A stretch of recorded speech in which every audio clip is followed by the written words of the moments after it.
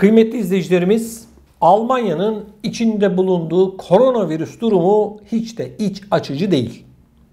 Bunu defalarca anlattık, anlatmaya da devam ediyoruz ve edeceğiz de. Şimdi özellikle Berlin'de acayip önlemler alındı. Berlin'de neredeyse bu sıvıları vurdurmayanlar evin kapısından burnunu dahi çıkartamayacak noktada. Çalışanlar için ayrı dertler var. Çalışmayanlar için ayrı dertler var. Çocuklar için ayrı dertler var. Berlin'in almış olduğu kararlar gerçekten Almanya'nın ne kadar sıkıntılı bir durumun içerisine girdiğinin göstergesi. Bakın. Ülke çapında tüm toplu taşıma araçlarında, trenler, otobüs ve tramvaylarda 3G kuralı geçerli. Neydi 3G kuralı?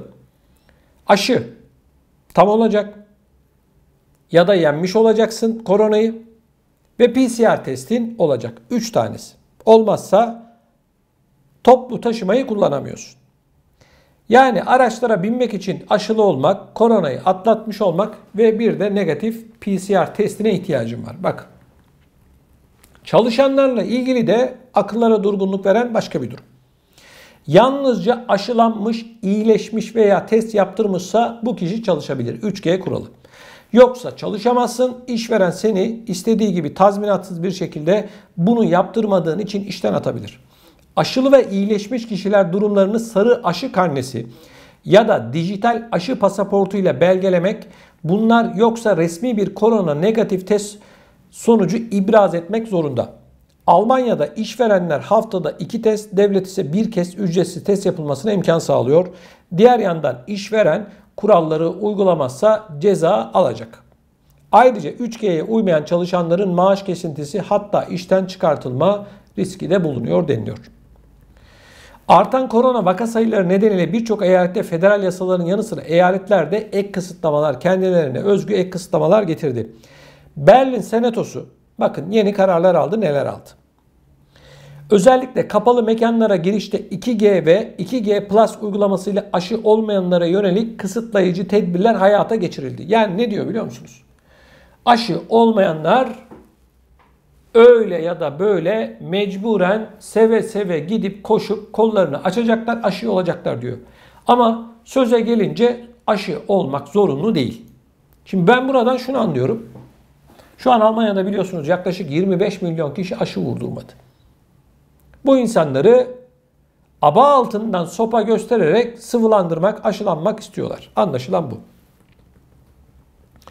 Berlin'de perakende satışların yapıldığı dükkanlarda, yani marketlerde dahil olmak üzere birçok kapalı mekana 2G kuralı kapsamında sadece aşı olanlar veya iyileşenler girebilir. Eczane ve temel ihtiyaçların karşılandığı süpermarketler ise istisna durumuna getirildi. Sadece aşılılar ile iyileşenlerin gidebildiği mekanlarda ise ayrıca 2G Plus kuralı geçerli olacak. Yani buna göre gastronomi sektöründe kafe ve restoranlarda 2G kapsamındaki müşteriler alınırken müşteriler mekan içinde yerlerinden kalktıkları zaman maske kullanmak zorunda kalacak. 2G Plus artı maske anlamına geliyor. Ancak disco ve benzeri dans etkinliklerinin yapıldığı mekanlarda aşılılar ve iyileşenlerden içeri girebilmeleri için bir de negatif test sunmaları istenecek. Spor salonları ve kültürel etkinliklerde de sadece aşılılar ve iyileşenler yararlanabilecek. Otel ve konaklama sektöründe de 2G kuralları geçerli olacak. 2G kuralının geçerli olduğu kuaförlük gibi temasın yakın olduğu hizmet sektörlerinde ise işletme sahipleri müşteriden ayrıca test isteyip istememesine kendisi karar verecek. Test istenmezse müşterinin mekana girdiği zaman maske kullanması zorunlu olacak. Şimdi arkadaşlar ben şunu söyleyeceğim. Almanya, işte Berlin ya da diğer eyaletler hiç fark etmiyor. Büyük bir sıkıntının içerisinde. Bu açık bir şekilde anlaşılıyor. Ancak her ne hikmetse devleti yönetenler, işte yeni hükümet kuruldu, belli oldu isimler az çok vesaire. Hiç kimse sokaklara dökülen protesto gösterileri yapan ya da bu işin aslı astarı nedir gibi öğrenmeye çalışan insanları karşısına muhatap olarak almıyor. Şimdi Almanya nüfusunun neredeyse 1/4'ü henüz aşılanmış değil. Belki daha fazlası. Ama hiç kimse bu insanların neden aşılanmadığını araştırmıyor. Ben size söyleyeyim. Bir, siyasetçilere güvenmiyorlar. İki, bu sıvıları üretenlere güvenmiyorlar, korkuyorlar. Nasıl sıvı olmak insanların kendi hür iradeleriyle normal bir şeyse, olmayanların da böyle bir haklarının olduğuna inanıyorum. Nasıl sıvıları vurduranlara herkesin saygı göstermesi isteniyorsa, yine aynı şekilde olmayanlara da herkesin saygı göstermesi gerektiğine inanıyorum. Çünkü arkadaşlar, insan kendi bedeninden sorumludur. Ben yine söylüyorum, doktorunuza danışın, o yönde karar alın, gereğini yapın. O ayrı bir şey. Ben bilim insanı değilim.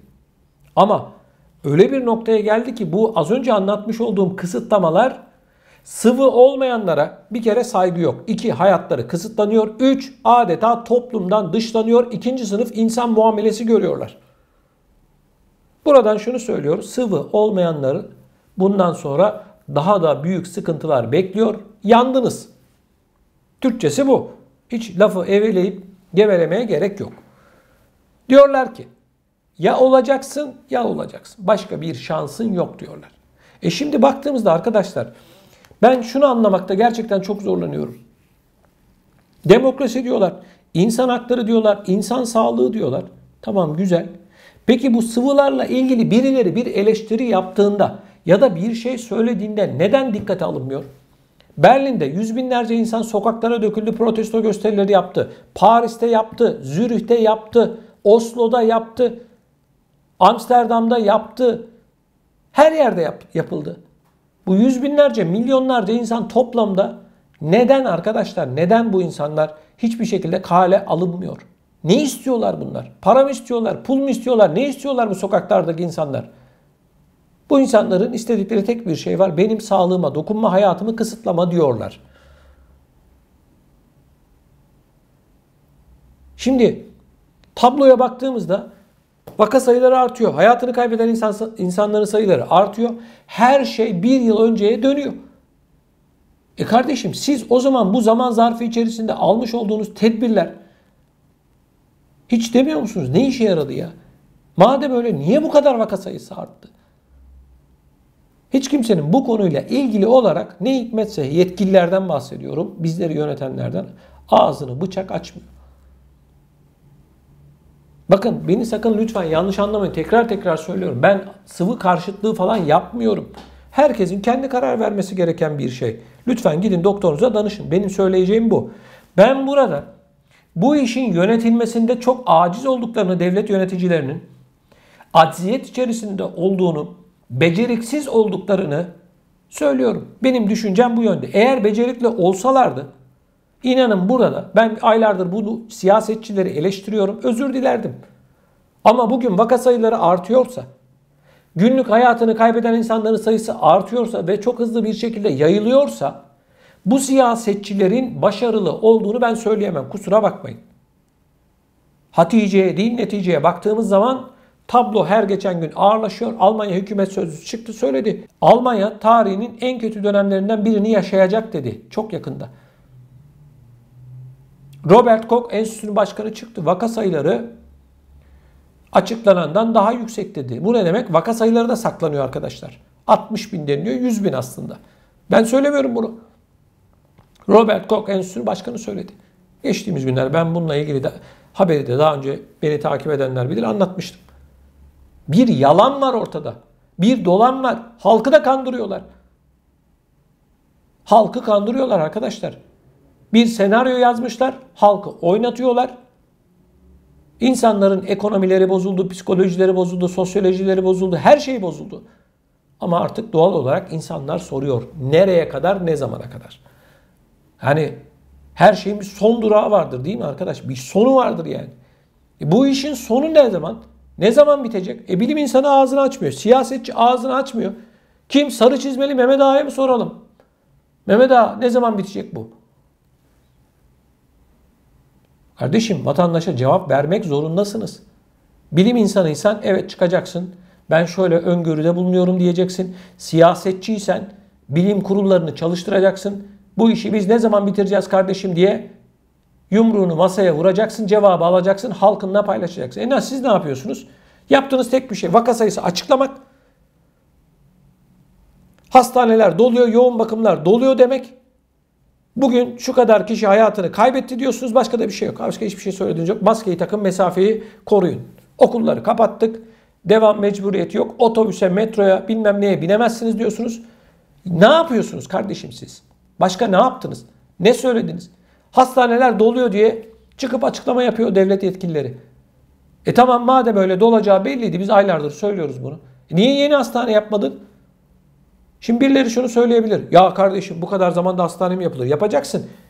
2 yıldır bu koronavirüs hayatımızda yok mu?